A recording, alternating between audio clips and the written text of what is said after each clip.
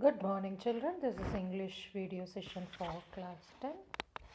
The book which we are doing now is First Flight, chapter number 4, from the diary of Annie Frank.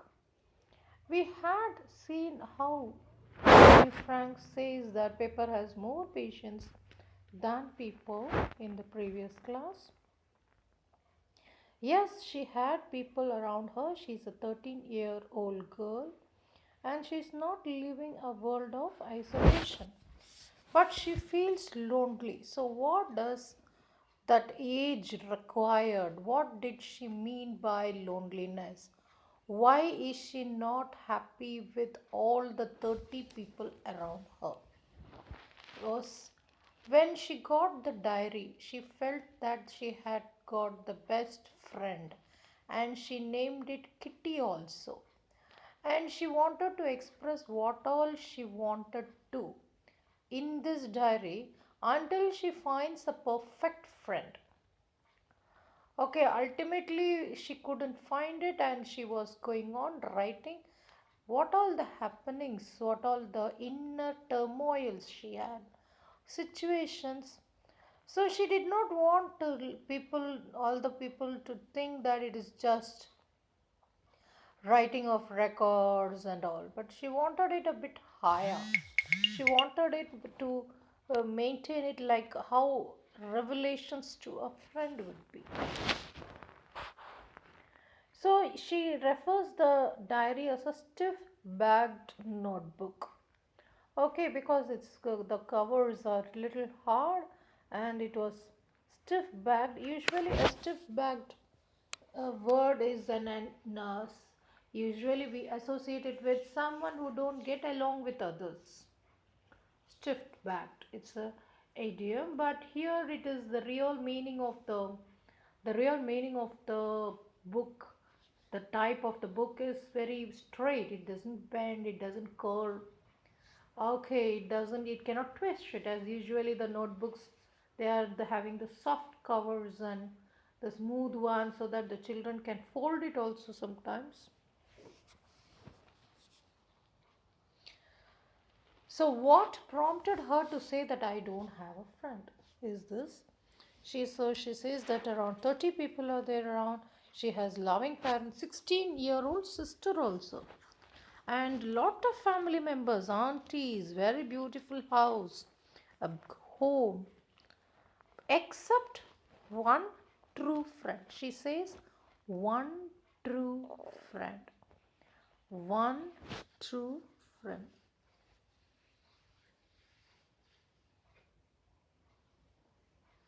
So I can't bring myself to talk about anything but ordinary everyday things. We don't seem to be able to get closer, and that's the problem. So there are not in issue. There are issues to speak. Everything is not being able to express by her. So she finds issues in some matters. So she finds the kitty, her diary, to be the right one to express.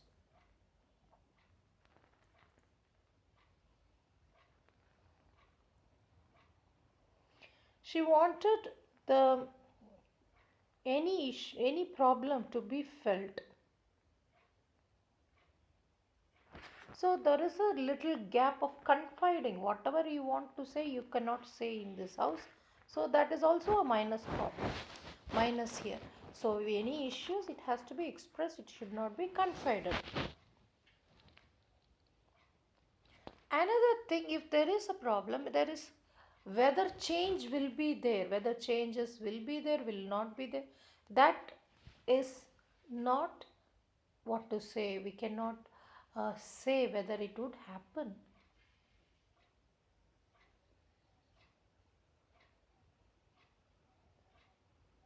Okay.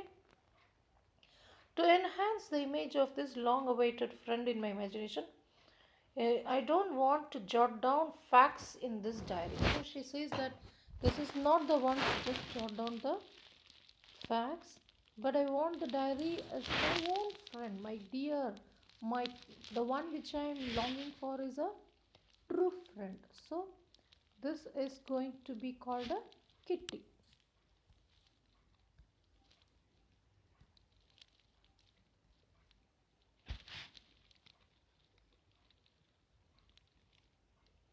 Since no one would understand a word of a, so she knows that this book will be read by others also.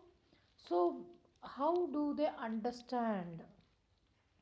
So she wanted to give a brief sketch of her life. Much as I dislike means what I though I did not want to. She did not, but how will the person understand? So she writes it. The father, my father is most adorable means what? She loves him so much. Okay. And he got married when he was 36 and mother was 25. Sister Margot was born in Frankfurt 1926, Germany. I was born in 1229, 26. So I lived until I was 4. My father emigrated to Holland in 1933. My mother, Edith Hollander Frank, went with him to Holland in September while Margot and I were sent to Aachen to stay with our grandmother. Margaret went to Holland in December and I followed February, and I was plunked down on the table as a birthday present for Margot. Okay. So what happened in a nursery school? What does till sixth? My teacher was Mrs. Coparis. What sort of Coparis headmistress? She was very good. She was very helpful, and she loves Annie Frank. And when they were about to depart, they were both were in tears, and they bid a farewell, heartbreaking farewell. The 1941 she was telling is most important because it was the time when grandmother fell ill and she got operation. So the no enjoyment celebration was there for her birthday. And grandmother died in 1942 and no one knows how I think of her and I still love her. This birthday celebration in 1942 was intended to make up for the others and grandma's candle was lit along with others. So the four of us are doing well, and that brings me to the present day, that is 20th June 1942, solemn dedication of my diary. Look at the beginning of the letter of the diary. Dearest Kitty,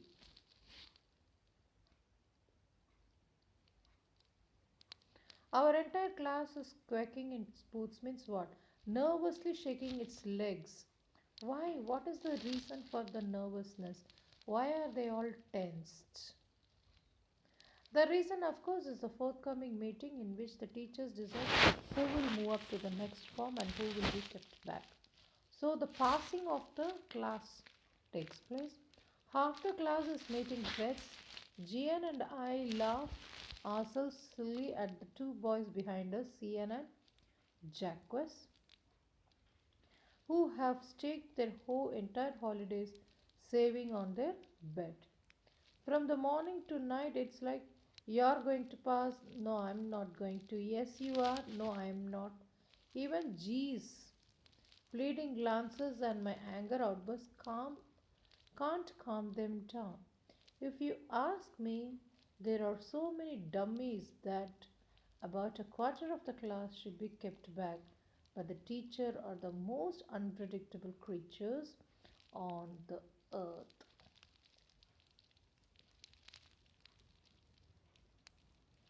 What does she say? There are so many dummies. Dummies here refers to those who are not fit to be passed. Those who don't have the ability, who cannot pass the examination. More than a quarter can should be kept back. But she says the teachers are the most unpredictable. So here unpredictable means they may even though such dummies can also be passed and some good also may be failed.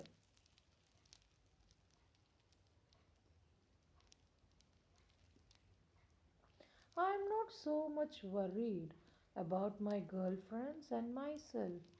We will make it. The only subject I am not sure about is maths. Always, anyways, all we can do is to wait.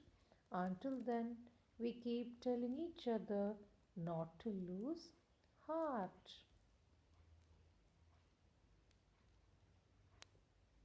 I get along pretty well with all my class, with all my teachers. There are nine of them, seven men and two women. Mr. Keesing, the old fogey who teaches maths, was annoyed with me for ages because I talked so much. So, who is the teacher? Seven men and two teacher women. Totally, there were nine teachers. Keesing, old fogey, so he's still elderly, who teaches us maths. What does he teach? Maths. Was annoyed, getting angry on me for ages, always. Why? Because I talked so much. After several warnings, he assigned me extra homework. Since the warnings did not work out, he assigned me extra homework. An essay on the subject, a chatterbox. What is the topic? A chatterbox. What's the name of the teacher who gave that punishment? Mr. Casing. He's an old one and she calls him as an old fogey.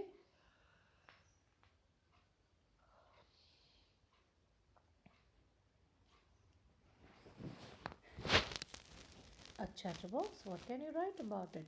I'd worry about that later, I decided. I jotted down the title in my notebook, tucked it in my bag, and tried to be quiet. So, since he has told what to write on this, she was wondering. But she maintained that she would do it later.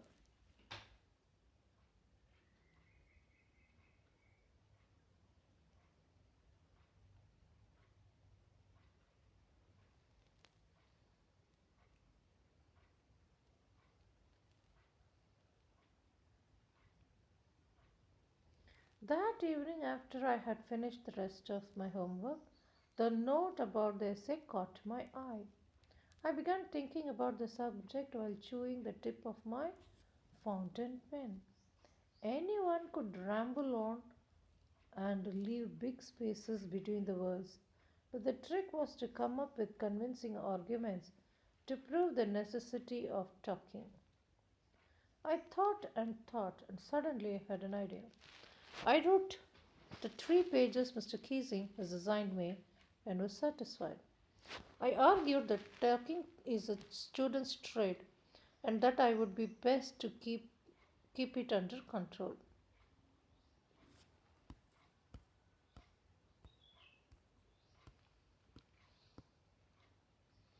But that I would never be able to cure myself of the habit, since my mother talked as much as I did, if not more, and that there is not much you can do about the inherited traits.